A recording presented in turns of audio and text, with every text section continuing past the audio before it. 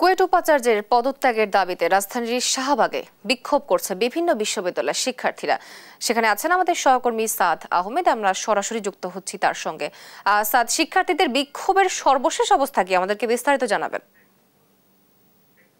রয়েছে সেটি কিন্তু তারা ব্লক করে রেখেছে। তারা যদি বলছেন যে কুয়েটের শিক্ষার্থীদের উপর গেল 18 ফেব্রুয়ারি যে হামলা হয়েছে, সেই হামলার প্রেক্ষিতে যে ভিসি রয়েছে কুয়েটের অধ্যাপক মোহাম্মদ মাসুদ, তার পদত্যাগের দাবিতে কিন্তু তারা এখানে এসে জড়ো হয়েছেন। তারা যেটি বলছেন যে 24 ঘন্টার আলটিমেটাম দেওয়া হলো, এখনো ভিসি পদত্যাগ না করায় কুয়েটের শিক্ষার্থীরা যে অনশন কর্মসূচি পালন করছেন তাতে কিন্তু তারা অসুস্থ হয়ে পড়ছেন এবং ইতিমধ্যে কিন্তু বেশ কয়েকজন শিক্ষার্থী কিন্তু অসুস্থ হয়ে হাসপাতালে ভর্তি হয়েছেন।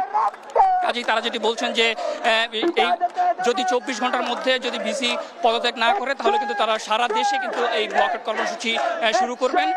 তারা যেটি বলছেন যে কুয়েট শিক্ষার্থীদের যে ন্যায্য দাবি, সেই দাবি মেনে না নিয়ে তার ভিসি এখনো তার শপথে বহাল থাকার কারণে কিন্তু তারা এখানে এসে জড়ো হয়েছেন। তারা যেটি বলছেন যে শিক্ষার্থীদের উপর যেই হামলা হয়েছে সেখানে কিন্তু তারা বলছেন যে ভিসির সম্পৃক্ততা রয়েছে, সেই সঙ্গে যেই ন্যায্য দাবি শিক্ষার্থীদের, সেই ন্যায্য দাবি কিন্তু মেনে নেওয়া হচ্ছে না বলেও তারা অভিযোগ করেছেন।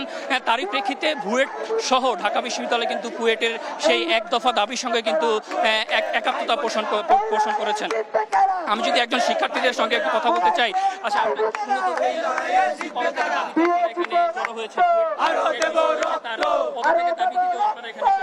এখানে কথা হচ্ছে প্রথমত হচ্ছে বহিরাগত লোকদের কুয়েটের বাইরে থেকে মারা হলো এবং হচ্ছে আমাদের যে বাইরা নির্যাতিত হলো ওনাদেরকে বহিষ্কার করা হলো।